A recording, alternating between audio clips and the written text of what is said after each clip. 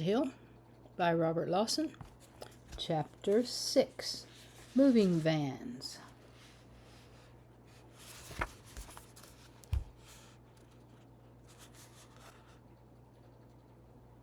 Can you see all the little people there?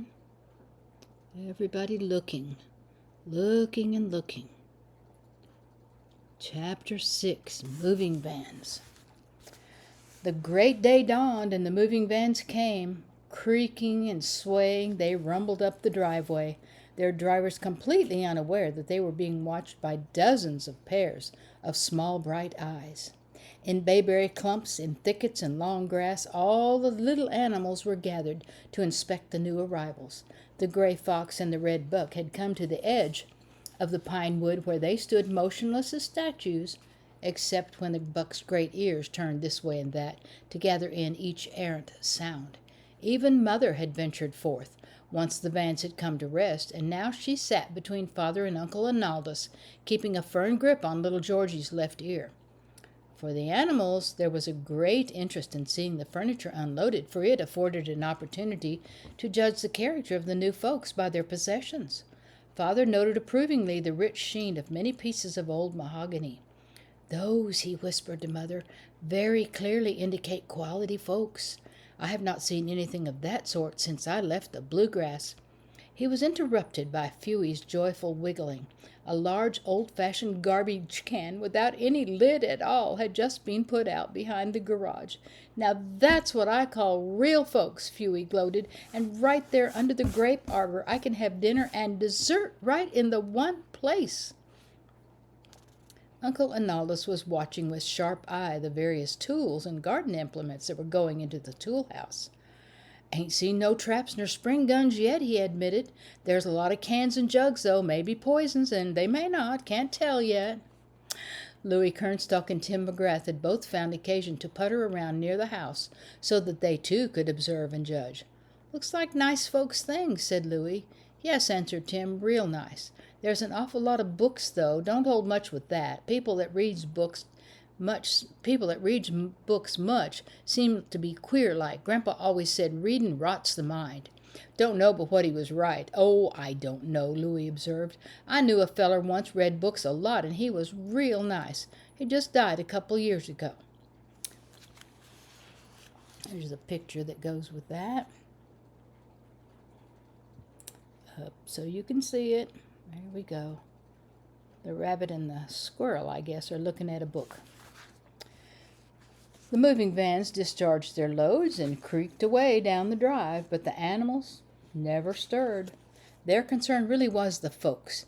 It was mid-afternoon before their patience was finally rewarded by the sight of a car coming up the drive. It was a fairly old car, bulging with baggage. A stir of excitement swept through the watching animals, and every eye was fixed on the occupants. The man got out first. He was smoking a pipe, and Uncle Arnaldus sniffed the air approvingly. "Now there's something I like," he said quietly to Father. "I like a man that smokes a pipe.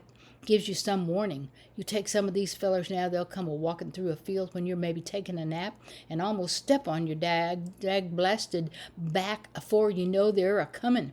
But you take a feller smoking a pipe, especially a good strong one like that, why, you'll know he's coming half a mile away. Yes, sir, I like pipes." Father nodded agreement, but his eyes were fixed on the lady. She had lifted a large basket from the car and was now opening the lid. Mother caught her breath, and a shiver passed through all the little field mice as an enormous tiger-striped gray cat stepped forth. He stretched his front legs, and he stretched his hind legs. Then with slow and dignified pace, he stalked up to the front doorstep and began to take a bath. He bathed thoroughly, even spreading out his paws and licking well between the toes. Then he settled down in the sunshine and went to sleep. The field mice were chattering and whispering their fright. Mother seemed about to faint, but Uncle Arnaldus, whose practiced eye had noted many things, soon stilled their fears. "Old," he pronounced, "older than all get out. Didn't you notice how stiff-like he walked? And them teeth, didn't you see 'em when he yawned? Nothing but old rounded stumps. Shucks, he couldn't danger nobody. I'd just soon walk up and kick him in the face. Will, too, one of these days." Their attention now returned to the car, which was quivering and creaking strangely. 2 or 3 bundles fell out, then a whole shower of them, as a very stout colored woman heaved her vast bulk out of the rear door. "Well, Sophronia, here's our new home. Isn't it going to be lovely?" the lady said brightly.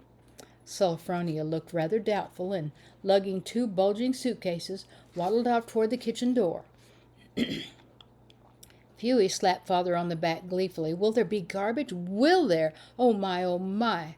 I've never seen one that shape and color that didn't set out the elegantest garbage. Lots of it, too. Chicken wings, duck's back, ham bones, cooked to a turn."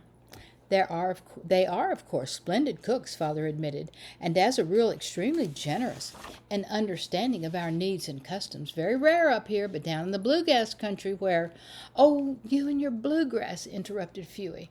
"Stow your gab and keep your eyes open," said Uncle Arnaldus sharply. "See if they unload any traps or spring guns, poisons, rifles, shotguns, snares, nets, any of them things." They watched until every last bag and bundle had been unloaded and taken within. They watched until the late afternoon shadows spread over the cat, saw him rise stiffly, stretch, and pace around to the kitchen door. Then they scattered to their separate homes, talking over the events of the day as they went. On the whole, everyone felt quite satisfied. There had been no signs of traps, spring guns, or other lethal weapons. The cat was obviously harmless, and there were no dogs. As night settled down, it was pleasant to see lights in the big house again, to see people stirring and hear the cheery clatter of dishes from the kitchen. The odor of hickory smoke was pleasant on the air. Little Georgie, passing close to the house, could hear a log fire crackling in the living room. Happily he hummed, "New folks is come, oh my, new folks is come, oh my." End of chapter 6.